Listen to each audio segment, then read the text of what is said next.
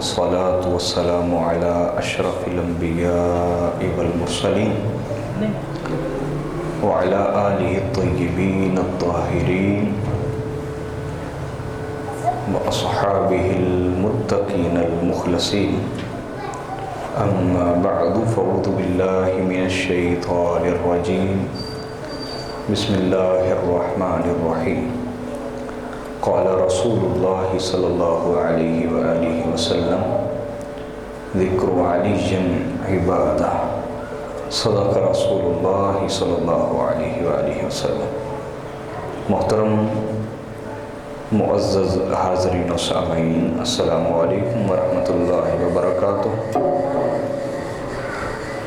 اللہ جل مجدہ کا کروڑوں بار شکر ادا کرتے ہیں جس کی توفیق کے ہاتھ سے ہم سب جمعۃ المبارک کے دن اللہ کے گھر میں حاضر ہیں. پچھلے جمعۃ المبارک پر ہمارا موضوع تھا ذکر علی کی ضرورت. آدھا ہو گیا تھا، کچھ حصہ باقی رہ گیا تھا، تو اس جمعہ انشاءاللہ تبارک و تعالی ہم اس کو مکمل کرتے ہیں. تو بات یہاں پہ ختم ہوئی تھی کہ آپ دور مدنی جو ہے حضور علیہ الصلوۃ والسلام کا مدینہ منورہ سے جو دور شروع ہو رہا ہے، آپ ہر سال کی جو غزوات ہیں، سیر ہیں، جنگیں ہیں، آپ ان کو جب دیکھتے ہیں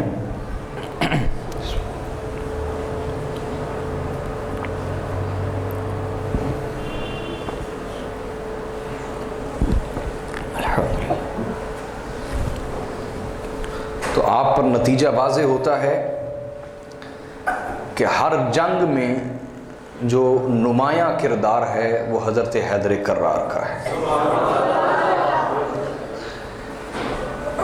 تو اس لیے بات یہاں شروع ہوئی تھی کہ ذکر علی اللہ کی تعظیم کا سبب ہے. اس پہ ہم نے بات شروع کی تھی اور چلائی تھی. تو دو اسباب پیدا ہو گئے کہ چونکہ علی علیہ السلام نے اللہ کے دین کو معظم کیا ہے، معزز کیا ہے، مکرم کیا ہے، فاتح بنایا ہے، اس لیے ان کا ذکر وسیلہ ہے تعظیم الہی کا. اور دوسرا یہ کہ اگر کوئی شخص یہ چاہتا ہے کہ وہ جانے کہ اسلام کیسے پھیلا ہے، اسلام بولیے کیسے پھیلا ہے، تو اسلام کا ذکر علی کے ذکر کے بغیر ہو ہی نہیں سکتا. تو ذکر علی عین ذکر اسلام ہے. ذکر علی عین ذکر اسلام ہے. پس جو اس ذکر سے بیزار ہے وہ اسلام سے بیزار ہے، جو اس ذکر والے سے بیزار ہے وہ اسلام سے بیزار ہے. میری بات آپ سمجھ آئی ہے؟ اور جس کا اسلام سے حقیقی، روحانی، ایمانی، دینی، ایقانی رشتہ ہے، اسے ذکر علی سن کے بھی طبیعت میں فرحت، خوشی اور ایمان کی تازگی نصیب ہو جاتی ہے. تو دو نقطے یہاں پہ یہ ہم نے اخذ کر لیے. اسی طرح حاضر محترم صلح حدیبیہ پہ بات ختم ہوئی تھی. غزوہ خیبر دیکھیں تو غزوہ خیبر پہ بہت سارے قلعے تھے جو یکے بعد دیگرے فتح ہوئے. آخری جو قلعہ تھا حصن القموس، حصن قلعے کو کہتے ہیں، قموس کا قلعہ یوں کہہ لیں، اس میں مرحب تھا اور کئی دن بیت گئے لیکن وہ قلعہ فتح نہیں ہوا. تو آقا علیہ الصلوۃ والسلام نے، چونکہ مختصر وقت ہے، چیزیں کافی ڈیلیور کرنی ہوتی ہیں، اس لیے ہم اشارہ دے کے گزرتے ہیں.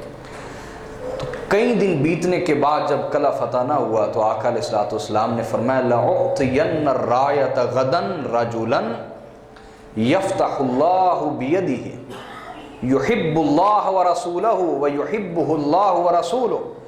آقا نے فرمایا کل میں جھنڈا اس شخص کو عطا کروں گا جو شکست خوردہ واپس نہیں آئے گا بلکہ فاتح بن کے واپس آئے گا. اور فرمایا اس کی علامت یہ ہے کہ وہ اللہ اور اس کے رسول سے محبت کرتا ہے اور اللہ اور اس کے رسول اس سے محبت کرتے ہیں. تو صحابہ اکرام فرماتے ہیں کہ ساری رات گزر گئی، ہر کوئی اس انتظار میں تھا، شوق میں تھا کہ میرا نام آئے گا. لیکن جب صبح ہوئی تو آقا نے فرمایا این علی ابن ابی طالب، علی بن ابی طالب کہاں ہیں؟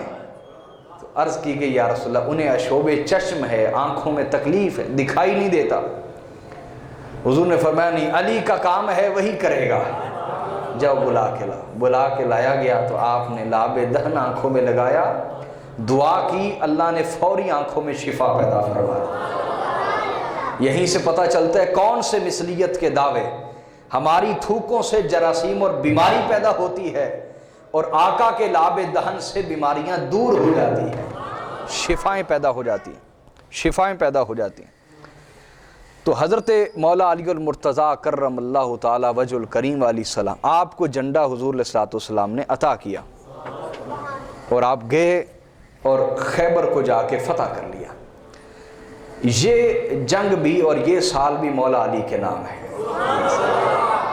بھی دیکھیں، جنگ سارے ہی لڑتے ہیں، لیکن جو اس میں نمایاں کردار ادا کرتا ہے، میچ دیکھ لیں، میچ سارے ہی کھیل رہے ہوتے ہیں، لیکن مین آف دا میچ کون بنتا ہے؟ جو نمایاں کردار ادا کرتا ہے۔ ایسا ہی ہے جی۔ تو جنگ تمام صحابہ کرام رضی اللہ تعالیٰ عنہ مل کے لڑتے تھے، لیکن مین آف دا جنگ، مین آف دا وار، جو میدان کا آدمی کہلاتا تھا، وہ مولا علی ہوتے تھے۔ بات سمجھ آ رہی ہے یا نہیں آ رہی؟ اس کے بعد جو واقعہ پیش آیا وہ واقعہ حاطب بن ابی بلتع ہوا یوں کہ آقا علیہ السلام خفیہ طریقے سے جنگ کی تیاری کر رہے تھے مکہ فتح کرنے کے لیے، چونکہ مکہ والوں نے معاہدہ توڑ دیا۔ جب معاہدہ ہو پھر خفیہ تیاری نہیں کر سکتے جنگ کی، میری بات سمجھ رہے ہیں؟ جب معاہدہ ٹوٹ جائے پھر خفیہ تیاری کی جا سکتی ہے، یہ شرعی حکم ہے۔ تو معاہدہ انہوں نے توڑ دیا، حضور خفیہ تیاری کر رہے تھے، اور آقا علیہ السلام نے اپنی زوجہ کو بتا دیا کہ ہم خفیہ تیاری کر رہے ہیں مکہ فتح کرنے کے لیے۔ وہ یہ بات حاطب بن ابی بلتع، یہ صحابی ہیں بدری، ان سے ذکر کر بیٹھی، بات تھی خفیہ۔ ان کو جب پتہ چلا، انہوں نے خط لکھ کے مکہ کی طرف روانہ کر دیا کہ حضور علیہ السلام تم پہ حملہ کرنے والے ہیں، اپنا آپ بچا سکتے ہو تو بچا لو۔ اور وہ کچھ ایک بوڑھی عورت تھی، اس کو پیسے دے کے بھیج دیا کہ نہ کوئی اس پہ شک کرے گا، بوڑھی عورت ہے، پیسے دے دیے کہ یہ میرا خط مکہ پہنچا دو۔ وہ نکل پڑی، کافی دور چلی گئی تو آقا علیہ السلام تشریف لائے۔ آپ نے فرمایا علی آؤ، فلاں عورت ہمارا خط، ہماری خبر لے کے جاری ہے خط کی صورت میں مکہ والوں کے پاس، تم نکلو، فلاں مقام پر وہ تمہیں ملے گی، خط اسی کے پاس ہے، دھوکے میں نہیں آنا، وہ تمہیں کہے گی میرے پاس نہیں ہے، عورت ہے، ہو سکتا ہے تم حیا کر دو، حیا نہ کرنا، خط اسی کے پاس ہے، جاؤ اسے لے کے آؤ۔ تو مولا علی المرتضیٰ نکلے، جس مقام پر حضور نے فرمایا تھا اسی مقام پر آمنے سامنا ہوا عورت کے ساتھ۔ یہ نگاہ مصطفیٰ ہے، دائیں بائیں آگے پیچھے بھی وہ ہو سکتی تھی، حضور نے فرمایا فلاں جگہ ملے گی، اسی جگہ ملی وہ۔ مولا علی المرتضیٰ نے فرمایا تیرے پاس خط ہے، تو غداری کر رہی ہے؟ اس نے کہا میرے پاس تو کوئی خط نہیں۔ آپ نے فرمایا حضور نے فرمایا ہے تو سچ فرمایا۔ اس نے کہا نہیں، مجھ سے قسم لے لے، میرے پاس تو کوئی خط نہیں، میں تو ویسے مکہ جا رہی ہوں۔ آپ نے فرمایا تو جانتی نہیں علی کو، اور جب سرکار نے فرما دیا ہے تو میں خط تیرے اندر سے نکالوں گا، مجھے مجبور مت کر کہ ہم تیرے بال بھی کاٹیں، چٹیا بھی کاٹیں اور تجھ سے پھر خط نکالیں۔ جب اس نے دیکھا کہ یہ پیچھے ہٹنے والے نہیں تو اس نے اپنی خفیہ جگہ سے خط نکال کے دے دیا۔ مولا کائنات حضور کی بارگاہ میں لے آئے، یا رسول اللہ یہ خط۔ آقا علیہ السلام نے فرمایا حاضر ہو حاطب بن ابی بلتع، حاضر ہوئے۔ صحابہ کرام نے کہا یا رسول اللہ غدار ہے، گردن قلم کر دیں اس کی۔ حضور نے فرمایا نہیں، اس کا عذر پہلے سنتے ہیں، ایسا کیوں کیا اس نے؟ حضور نے فرمایا ہاں حاطب کیوں کیا ایسا؟ کہا یا رسول اللہ عرض یہ ہے کہ میں غدار نہیں ہوں، میرے دل میں کوئی غداری نہیں تھی، میں بدری ہوں، آپ کے خاطر جان دینے والا ہوں، بس دنیا کا کچھ خیال دل پہ غالب آ گیا اس اعتبار سے کہ میرا وہاں خاندان کوئی نہیں ہے مکہ میں، اور میرا وہاں مال ہے، بچے ہیں، یہاں باقی جتنے مہاجرین ہیں ان کے قبیلے ہیں وہاں پر مکہ میں، تو میرے دل میں خیال آیا کہ جب ہم چڑھائی کریں گے تو یہ باقیوں کے خاندان سلامت رہیں گے، اور ہو سکتا ہے میرا مال اور میرے جو بچے وہاں پہ ان کو ہلاک کر دیا جائے۔ تو میرے اندر ایمان کامل تھا، میں نے سوچا کہ میں اگر خبر دے بھی دوں تب بھی فتح اللہ اور اس کے رسول کی ہے، آپ نے تو نہیں ہارنا، چلو میرا مال بچ جائے گا، میرے بیوی بچے بچ جائیں گے۔ آقا علیہ الصلوۃ والسلام نے فرمایا کہ تم بدری ہو اور اللہ تعالیٰ نے بدریوں کو معاف کر دیا ہے، اس لیے تمہیں معاف کر رہے ہیں. یعنی غلطی تو تھی، چاہے یہ عذر بھی تھا، غلطی تو تھی نا. سمجھ آ رہی ہے بات کیا نہیں؟ حضور نے فرمایا چونکہ اللہ نے بدریوں کو معاف کر دیا ہے اس لیے میں بھی معاف کرتا ہوں، آئندہ نہ کرنا. تو یہ واقعہ بھی مولا علی کے نام ہے کہ آپ نے وہ جو خبر لیک ہونے جا رہی تھی اور فتح مکہ جو بڑی آسانی کے ساتھ ہو گیا، وہ مشکل میں پڑ جانا تھا نا وہ معاملہ، تو یہ بھی مولا علی کی محنت. اسی طرح جب مکہ فتح ہوا تو وہاں ایک شخص حویرث، اور اس نے ہجرت کے وقت آقا علیہ السلام کی 2 صاحبزادیاں حضرت ام کلثوم اور حضرت سیدہ فاطمہ الزہرا، ان کی سواریوں کو زخمی کیا تھا. مولا علی اور مرتضیٰ پہنچے، ادھر حضور کے ساتھ بھی تھے، ادھر اس کے پاس بھی پہنچے اور اس کی گردن کاٹ کے اس کا کام تمام کر دیا، کیونکہ وہ شخص گستاخ رسول تھا، حضور کو تکلیف دیتا تھا اپنی شاعری کے ذریعے سے. اس کے بعد غزوہ حنین ہوا 8 ہجری میں. کون سی ہجری میں بولیے؟ غزوہ حنین میں شاید آپ جانتے یعنی یہود پہلی دفعہ مسلمانوں کی تعداد بہت زیادہ تھی، 10,000 کے قریب. تو مسلمانوں کے دل میں خیال آیا آج تو ہم جیت ہی جائیں گے، اتنی بڑی ہماری تعداد ہے. اللہ تعالیٰ کو ان کی یہ بات پسند نہ آئی جو انہوں نے کہی کہ آج تو جیت پکی ہے، ہماری تعداد بہت زیادہ ہے. پہلے نظر اللہ پہ ہوتی تھی کہ مالک تھوڑے ہیں، اسلحہ بھی کوئی نہیں، لوگ بھی تھوڑے ہیں، سواریاں بھی کم ہیں، تو نہیں مدد کر رہی. آج آپس میں باتیں ہو رہی کہ آج تو جیت پکی ہے، ہم بہت زیادہ ہیں. اللہ تعالیٰ نے نظام پلٹ دیا، یہودیوں نے حملہ کیا، میدان خالی ہو گیا، بھگدڑ مچ گئی. ایسی حالت میں رسول اللہ صلی اللہ علیہ وسلم اور آپ کے ساتھ صرف چند افراد، 5 یا 6 افراد ساتھ رہ گئے، سب باقی میدان خالی ہو گیا. وہ چھپے ہوئے تھے، چھپ کے تیر مارتے تھے. ایسی حالت میں بھی حضور علیہ السلام کی شجاعت یہ تھی کہ تیروں کی بارش ہو رہی تھی اور حضور اپنے خچر کو ایڑ لگا کے اور ان کی طرف جاتے تھے. یہ سرکار کی ذاتی شجاعت اور بہادری. اور ایسے میں آقا علیہ السلام کے ساتھ حضرت صدیق و حضرت فاروق، مولا علی المرتضیٰ، حضرت عباس، حضرت ابو سفیان بن حارث، یہ حضور کے چچا زاد بھائی ہیں. وہ حضرت فضل بن عباس، یہ آقا علیہ السلام کے چچا زاد بھائی، اور حضرت ربیعہ بن حارث، یہ بھی چچا زاد بھائی. یعنی 2 افراد خاندان کے علاوہ باقی خاندان کے 4-5 افراد، یہ 6-7 لوگ سرکار کے ساتھ رہ گئے، باقی سب میدان خالی ہو گیا. ایسے حالات پیدا ہوئے. تو ایسے میں بھی مولا علی المرتضیٰ حضور کے ساتھ رہے. پھر آقا علیہ السلام نے سب کو جمع کیا اور اللہ کی بارگاہ میں دعا کی. پھر حضور کی برکت سے اور صحابہ کرام کے اندر جو کیفیت پیدا ہوئی تھی وہ ختم ہوئی اور ایمان دوبارہ سے ابھرا کہ فتح تو اللہ دیتا ہے، تعداد نہیں دیتی. تعداد دوبارہ سے ایمان مضبوط کیا، حملہ کیا تو اللہ نے فتح عطا فرما دی. تو حاضر محفل اس کے بعد پھر غزوہ تبوک ہوا 9 ہجری میں. 9 ہجری میں جب غزوہ تبوک ہوا تو اس میں آقا علیہ السلام نے مولا علی کو ساتھ نہیں لیا، اپنا نائب مقرر کر دیا مدینہ میں. تو حضرت مولا علی اور مرتضیٰ عرض کرنے لگے یا رسول اللہ، مجھ جیسے کو آپ جنگ میں نہیں لے کے جا رہے اور مجھے عورتوں اور بچوں کے درمیان نائب بنا کے جا رہے ہیں. تو آقا علیہ السلام نے فرمایا اما ترضى ان تكون منی بمنزلۃ ہارون من موسیٰ، اے علی کیا تو اس تقسیم پہ راضی نہیں ہے کہ تو میرے ہاں وہی مقام رکھتا ہے جو موسیٰ کے ہاں حضرت ہارون مقام رکھتے تھے. کہ حضرت موسیٰ جب کوہ طور پہ گئے تو اپنا نائب حضرت ہارون کو مقرر کر کے گئے، اور میں بھی اپنا نائب تمہیں مقرر کر کے جا رہا ہوں، کیا تم اس میری تقسیم پہ راضی نہیں ہو؟ کہا جی یا رسول اللہ راضی. یہاں میں نے غور و فکر کیا کہ حضور علیہ السلام نے مولا علی کو ساتھ کیوں نہیں لیا، باقی جنگوں میں لے کے جاتے تھے. تو میں جب غور و فکر کر رہا تھا تو اللہ تعالیٰ نے یہ بات مجھ پہ کھولی کہ وجہ یہ تھی کہ غزوہ تبوک میں آگے جا کے لڑائی نہیں ہوئی تھی. تو چونکہ لڑائی ہونی نہیں تھی تو آقا جانتے تھے کہ علی کو تب ساتھ لے کے جاتے ہیں جب کسی سورما سے سامنا ہونا ہو.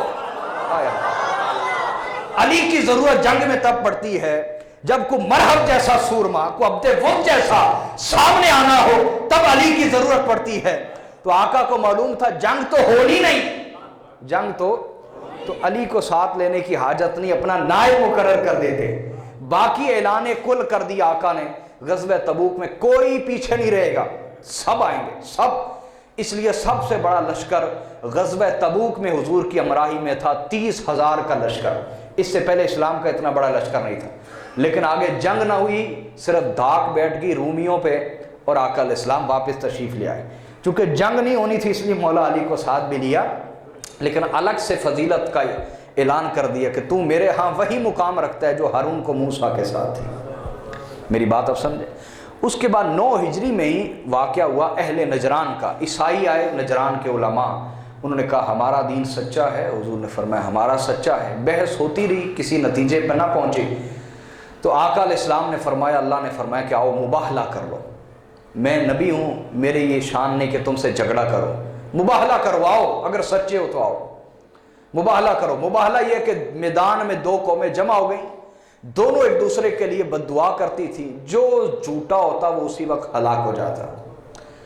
قرآن نے کہا تعالوا ندعو ابناءنا وابناءکم ونساءنا ونساءکم وانفسنا وانفسکم، آؤ ہم اپنے بیٹوں کو لاتے ہیں، تم اپنے بیٹوں کو لاؤ۔ حضور فرما رہے ہیں قرآن کے ذریعے، تم اپنی عورتوں کو لاؤ، ہم اپنی عورتوں کو لاتے ہیں، تم اپنی جانوں کو لاؤ، ہم اپنی جانوں کو لاتے ہیں، پھر مباہلہ کرتے ہیں اور دیکھتے ہیں کہ جو سچا ہوا وہ باقی رہے گا اور جھوٹے پر اللہ کی لعنت ہو جائے گی۔ اب جب آقا نے بیٹوں کے لیے فرمایا، قرآن کی آیت سنائیے میں نے آپ کو، جب بیٹوں کے لیے فرمایا تو بیٹوں میں حضرت امام حسن و حسین کا انتخاب کیا۔ جب عورتوں کے لیے فرمایا تو عورتوں میں صرف سیدہ کائنات سیدہ فاطمہ الزہرا کا انتخاب کیا۔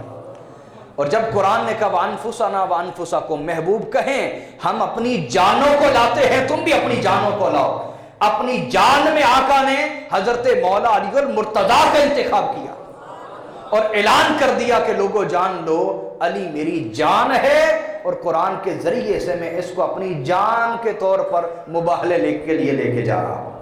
جب میدان میں پہنچے تو عیسائیوں کے جو سب سے بڑے عالم تھے اس نے کہا رک جاؤ، خبردار ان سے مباہلہ کوئی نہ کرے۔ آقا نے فرمایا تھا کہ میں ان کے خلاف دعا کروں گا۔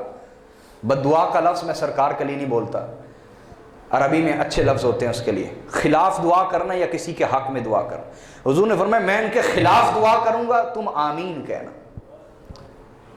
پنجتن پاک ہیں، سبحان اللہ۔ بات کو سمجھے نا شاہ پور والوں، بھائی یہی کافی ہے اللہ کے دین کو بچانے کے لیے۔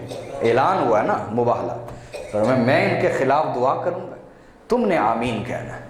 اب یہ آقا علیہ السلام جب میدان میں پہنچے، وہ جو سب سے بڑا عالم تھا عیسائیوں کا، اس نے کہا رک جاؤ، ان سے مباہلہ نہ کرو، اللہ کی قسم میں ایسے چہرے دیکھ رہا ہوں جن سے نور نکل کر آسمانوں کی طرف جا رہا ہے۔ میں یہاں ایک بات کہتا ہوں، میں کہتا ہوں کہ اس عیسائی عالم کو پنجتن پاک کا نور نظر آ گیا اور ان کے چہروں سے نور نکل کر آسمان کی طرف جاتا ہوا نظر آ گیا۔ لیکن آج کلمہ پڑھنے والا ایسا بے نور ہے، اسے کسی جگہ نور نظر نہیں آتا۔ جو خود گمراہی میں ہو اور اندھیرے میں ہو، وہ جانتا ہی نہیں کہ روشنی اور نور کیا چیز ہے۔ اور اس راہب نے کہا خبردار ان سے مباہلہ نہ کرنا، یہ ایسے چہرے ہیں، اگر یہ دعا کے لیے ہاتھ اٹھائیں پیغمبر اور یہ چاروں آمین کہہ دیں تو جان لو یہ ایسے چہرے ہیں کہ اگر یہ کہیں یا اللہ روح زمین سے سارے پہاڑوں کو اپنی جگہ سے ہٹا دے، اللہ ان کی خاطر سارے پہاڑوں کو ہٹا دے گا۔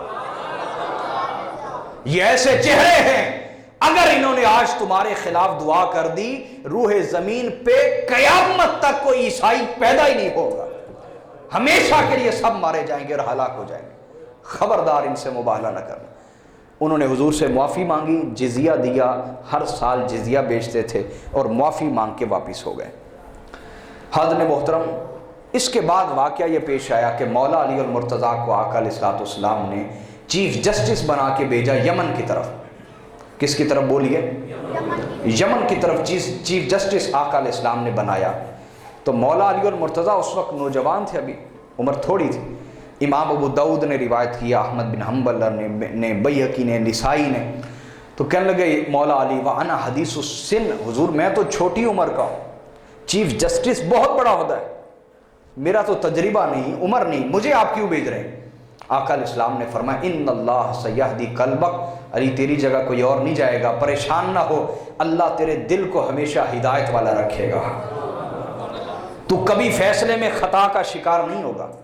وَيُثَبِّتُ لِسَانَكَ، تیری زبان بھی ہمیشہ سچ بولے گی، تو بولتے ہوئے بھی کبھی خطا کا شکار نہیں ہوگا، اور تیرا دل بھی کبھی خطا کا شکار۔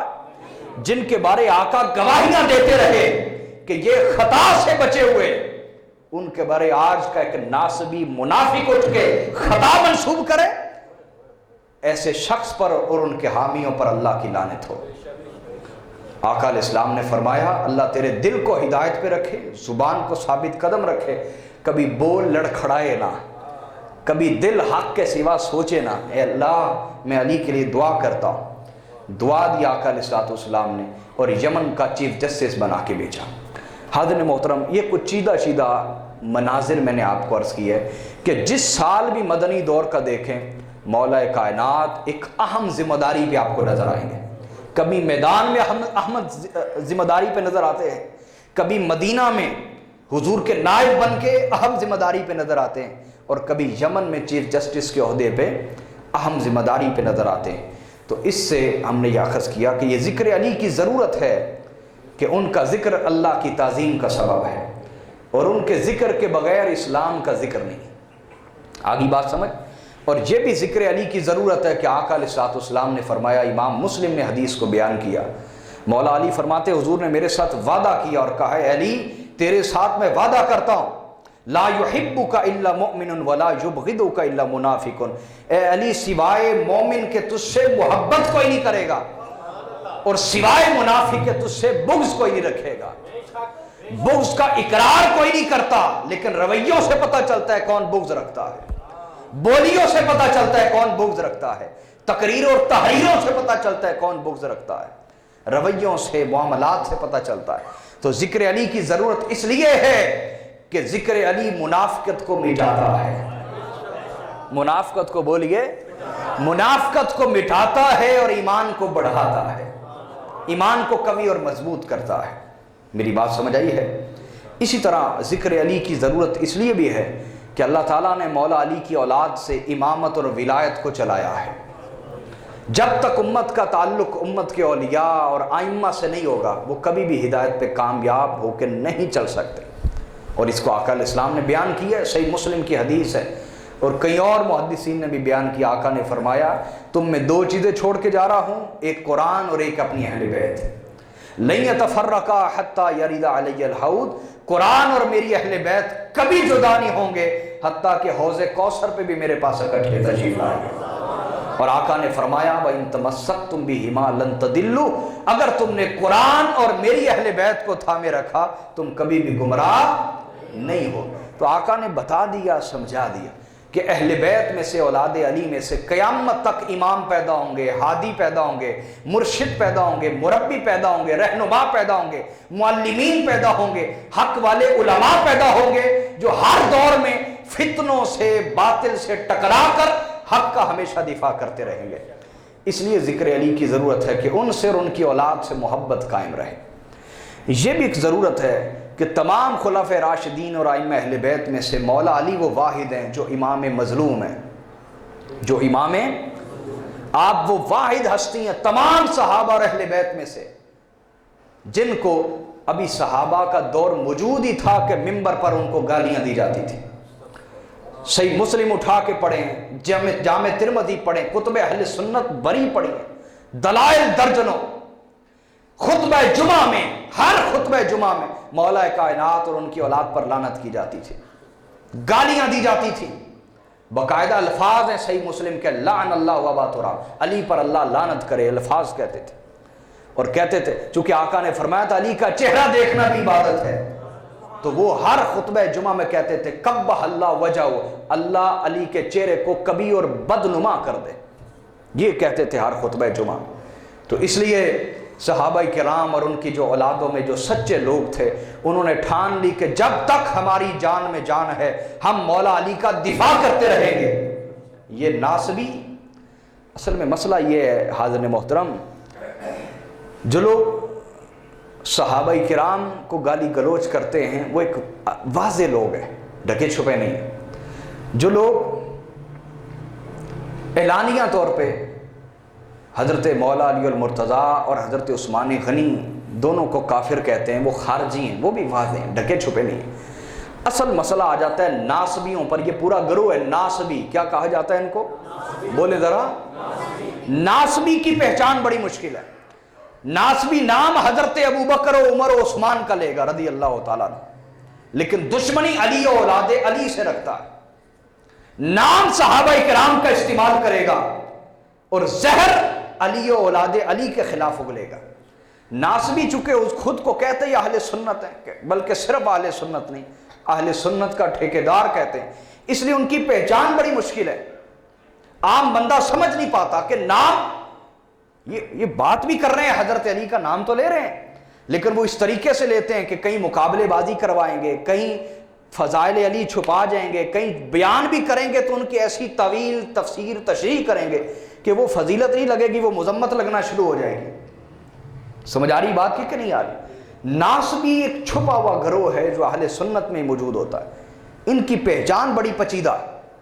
تو چونکہ انہوں نے نام حضرت ابوبکر و عمر و عثمان کا لیا اور لعنت کی علی و اولاد علی پر، گالیاں دیں، اس لیے جو سچے لوگ تھے صحابہ کرام میں اور ان کی نسلوں میں، انہوں نے کہا کہ ہم نے یہ ٹھان لی ہے، یہ کرتے ہیں اور ہم فضائل علی بیان کریں گے، ہم ذکر علی بیان کریں گے۔ اور یہ ضرورت آج بھی ہے، چونکہ ناسبی آج بھی بڑی مضبوط قوت ہیں، اس لیے آج بھی ذکر علی کی ضرورت ہے کہ ناسبیت کو ختم کیا جائے۔ اور ناسبیت ہی کا اثر تھا کہ مولا علی بھی شہید ہوئے، مولا علی کی اولادیں بھی شہید ہوئیں، ان کے پوتے بھی شہید ہوئے، ان مولا علی کے پوتوں کی اولادیں بھی شہید ہوئیں، پوتوں کے پوتے بھی شہید ہوئے، نسل نہ نسل دیکھیں اولاد علی کو، شہادتیں شہادتیں شہادتیں آپ کو نظر آئیں گی۔ ایسی مظلومیت کسی اور کا حصہ نہیں۔ اگر شہادت کی طرف سے دیکھیں تو عظیم سعادت ہے کہ یہ سعادت کسی اور کو ملی، اور اگر آپ مظلومیت کی طرف سے دیکھیں تو یہ ظلم بھی صرف علی اولاد علی پہ ہوتا رہا، کسی اور پہ انہی کا خون بہتا رہا، انہی کا خون بہایا گیا، اس لیے بھی ذکر علی کی ضرورت ہے۔ حاضرین محفل، آخر پہ میں مولا کائنات کے ایک دو اقوال پیش کرنا چاہوں گا، کیونکہ سوکی محبت تو آج ایک مذاق بن چکی ہے ہمارے ہاں۔ میلاد کے نام پر سوکی محبتیں، یہ تماشا بھی ہم دیکھتے ہیں۔ اہل بیت کے نام پر رونا دھونا اور سوکی جھوٹی محبتیں، یہ تماشا بھی پوری قوم کے سامنے۔ اس لیے ہمیں سچی محبت کرنی چاہیے اہل بیت کے ساتھ، سچی محبت۔ مولا کائنات کا ایک قول پیش کروں گا، آپ نے فرمایا اعلم الناس باللہ اشدہم حبا وتعظیما لأہل لا الہ الا اللہ۔ مولا علی فرماتے ہیں کہ اللہ سے سب سے زیادہ محبت وہ کرتا ہے نا، اعلم الناس، فرمایا لوگوں میں سب سے بڑا عالم وہ ہے جو سب سے زیادہ اللہ سے محبت کرتا ہو۔ عالم کی پہچان کیا بیان کی ہے؟ داڑھی نہیں ہے، یہ تو عام بندے بھی رکھ لیتے ہیں، امامہ شریف نہیں، یہ تو عام لوگ بھی پہنتے ہیں، نماز یہ تو سب پہ فرض ہے۔ عالم کی پہچان یہ ہے کہ وہ سب سے زیادہ اللہ سے محبت کرتا ہوگا۔ وہ دنیا کا عالم یا دین کا عالم، دنیاوی طور پہ پڑھا ہوا ہے یا دینی طور پہ پڑھا ہوا ہے، پہچان یہی ہے، اللہ سے شدید محبت کرتا ہوگا۔ آج ہماری خرابیاں، ہمارے روگ دنیا کی محبت ہے، طمع دنیا کی محبت کی وجہ سے دلوں میں، لالچ، تکبر، ریاکاری۔ میں یہ نہیں کہتا کہ سب ایک میں ہوں گے، لیکن جو بیٹھے ہوئے ہیں جن تک پیغام پہنچ رہا ہے ان میں کئی یہ باتیں ہوں گی جو میں بات کر رہا ہوں۔ کہیں لالچ نظر آئے گا، کہیں تکبر نظر آئے گا، کہیں ریاکاری، کہیں طمع، کہیں حسد، کہیں نفرت پالنا، صرف نفرت کرنا نہیں، پالنا، کہیں ظلم، کہیں حق مارنا، کہیں امانت میں خیانت، کہیں جھوٹ، کہیں بددیانتی، کہیں ماں باپ کے ساتھ زیادتی، کہیں ہمسایوں کے ساتھ زیادتی، کہیں بیوی کے ساتھ زیادتی، کہیں کوئی بیوی شوہر کے ساتھ بدتمیزی کر رہی ہے، اولاد کے حقوق یوں مارے جاتے ہیں کہ ان کی اچھی تربیت نہیں کی جاتی، صالح تربیت نہیں کی جاتی، اساتذہ کو شاگردوں سے شکایتیں، ادب نہیں کرتے، تعظیم نہیں کرتے، حالانکہ کچھ ڈیلیوری نہیں کرتے، پڑھاتے ہی نہیں ٹھیک طریقے سے، تربیت نہیں دیتے، وہ کیا ادب کریں؟ خرابیاں یہ دنیا کی محبت کی وجہ سے۔ اور شاگردوں کو اساتذہ سے ہے، اساتذہ کو شاگردوں سے، بڑوں کا ادب باقی آج ہمارے اندر نہیں، چھوٹوں پہ شفقت باقی نہیں رہی۔ علماء کو عوام سے شکایت ہے کہ یہ ہماری عزت نہیں کرتے، عوام کو علماء سے شکایت ہے کہ لالچی بہت ہیں، نفرت بری تقریریں کرتے ہیں، ایک دوسرے کے خلاف بولتے ہیں، حسد پالتے ہیں، نفرتیں پالتے ہیں، ہر ایک کو ایک دوسرے سے شکایتیں۔ نوجوان نسل ہماری ہو یہ میرا سب سے بڑا مین سٹریم کا ایشو ہوتا ہے، ہماری نوجوان نسل، بچے ہوں یا بچیاں، ان سے حیا ختم ہوتی چلی جا رہی، فحاشی اور عیاشی کو وہ فخر سے اپنا رہے ہیں، بے پردگی کو فخر سے اپنا رہے ہیں، جسم کی نمائش کروانا، ننگا ہونا، اس کو فخر سے اپنا رہے ہیں۔ کوئی پڑھی لکھی کواری بچی ہے تو اس کو تانے مارتی سہیلیاں، تم ابھی تک کواری ہو۔ شاید یہ دیہاتی لوگ میری بات نہ سمجھیں، لیکن جو لوگ یونیورسٹی لیول پہ جانے اور آنے والے لوگ ہیں وہ میری بات کو سمجھیں گے۔ جو بچی پڑھی لکھی ہے اور یونیورسٹی میں جاتی ہے اور اس نے بدکاری نہیں کی، اس کو تانے مارتی سہیلیاں، ورجنٹی ابھی تک تمہارے اندر ہے، تم ابھی تک کواری ہو، تم نے ابھی تک کسی سے افیئر نہیں رکھا، اس کو تانے مارے جاتے ہیں۔ اور جو نوجوان لڑکا اپنی جوانی کو پکیزہ رکھتا ہے، اس کو تانا مارا جاتا ہے، اے مرد ہی نہیں، اس میں مردانگی نہیں۔ یہ حالات پیدا ہو چکے ہیں ہمارے اندر، رشوت، حرام خوری، فیصلے غلط کیے جانا، جانتے ہوئے بھی ظالم ہے پھر بھی ساتھ دینا، یہ سب کچھ بھی ہے، اور اہل بیت کے نام پر ختم درود بھی چل رہا ہے۔ میں یہ سمجھانا چاہتا تھا، یہ سب کچھ بھی ہے ہمارے اندر۔ محرم بھی ذکر حسین سے چل رہا ہے، آگے پیچھے بھی ذکر ہو رہا ہے۔ کہیں ہم دوغلے اور منافق تو نہیں ہیں؟ ایک طرف سے اہل بیت کا نام لیتے ہیں، دوسری طرف سے دنیا کے حریص اور لالچی ہیں۔ مولا علی نے فرمایا، سنیں، یہ مولا کائنات کی اقوال پیش کر رہا ہے، علی کا محب ہو اور دنیا کا حریص ہو، کبھی نہیں ہو سکتا، جھوٹا اور منافق ہے وہ شخص۔ مولا علی نے فرمایا، الدنیا جیفۃ فمن اراد منها شیئا فلیصبر علی مخالطۃ الکلاب۔ مولا کائنات فرماتے دنیا مردار ہے، کوئی مرا ہوا کتا، کوئی مرا ہوا جانور، مرا ہوا گدھا، مردار سمجھ آ گئی؟ فرماتے دنیا مردار ہے، اور مردار پر صرف کتے جپٹتے ہیں، مردار پر صرف کتے جپٹتے ہیں۔ فرمایا فمن اراد منها شیئا فلیصبر علی مخالطۃ الکلاب۔ اب بھی دیکھو کہ جو دنیا کا طالب ہے اسے چاہیے کہ کتوں کے ساتھ رہنے پہ صبر کرے۔ اہل دنیا اللہ کے ہاں کتے ہیں اور دنیا اللہ کے ہاں مردار ہے۔ دنیا کا حریص اور علی کا عشق یہ کبھی جمع نہیں ہو سکتے۔ منافق ہے وہ انسان جو دونوں چیزوں کا دعویٰ کر رہا ہے۔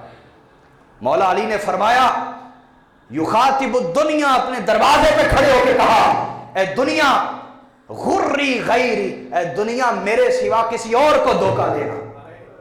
وقد طلقتکی ثلاثا، میں نے تجھے 3 طلاقیں دے رکھی ہیں، 3 طلاقوں کے بعد کوئی رجوع نہیں، تجھے 3 طلاقیں دے دی ہیں۔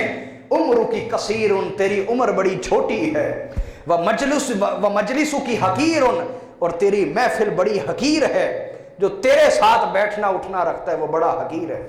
وخطرکی کبیر، اور تیرے خطرے بہت بڑے ہیں، جو تیرا ہو جائے آخرت بھی برباد، دنیا میں ذلیل۔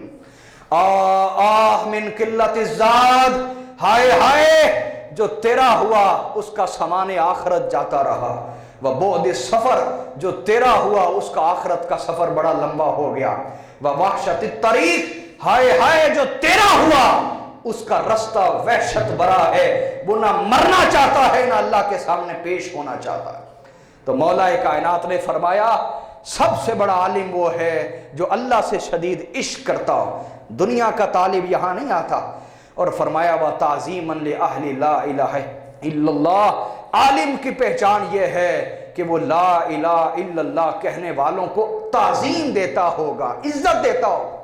جو مسلمانوں کو عزت نہ دے وہ جاہل ہے، چاہے ہزاروں ڈگریاں اس کے پاس، چاہے مفتی کہلاتا ہو، شیخ الحدیث کہلاتا ہو، عالم کہلاتا ہو، مفتی، شیخ التفسیر، پیر، جو بھی کہلواتا ہو، شیطان آدمی ہے جسے مسلمانوں کو تعظیم دینی نہیں آتی، مسلمانوں پہ کفر کے فتوے کی بچھاڑ کرتا ہے، گالیاں دیتا ہے، گالی گلوچ کرتا ہے، بدتمیزی کرتا ہے، بد کلامی کرتا ہے، حسد اور نفرت کو فروغ دیتا ہے، فتوے بازی کرتا ہے۔ آقا مولا کائنات نے فرمایا وہ عالم نہیں ہے، اس سے بچ جاؤ، وہ تمہیں نفرت کرنا سکھائے گا۔ وہ تمہیں نفرت پالنا سکھائے گا، فسادی عالم تمہیں حسد سکھائے گا، فسادی علماء تمہیں بہتان لگانا سکھائیں گے، وہ فلاں بھی غلط، وہ فلاں بھی غلط، وہ فلاں بھی غلط، بہتان لگانا سکھائے گا، فسادی علماء تمہیں غیبت کرنا سکھائیں گے۔ تو آپ نے فرمایا یاد رکھو علم والا وہ ہے جو اللہ سے عشق کرے، بولیے اللہ سے دنیا کا حریص نہ ہو، اور لا الہ الا اللہ کہنے والوں کو عزت دے۔ ہمارے آپس کی نفرتیں اور جھگڑے ختم ہو جائیں اگر ہم مولا علی کا یہ کہنا مان لیں۔ اللہ تعالی ہمیں اہل بیت سے سچی محبت کی توفیق عطا فرمائے۔ وما علینا الا البلاغ المبین۔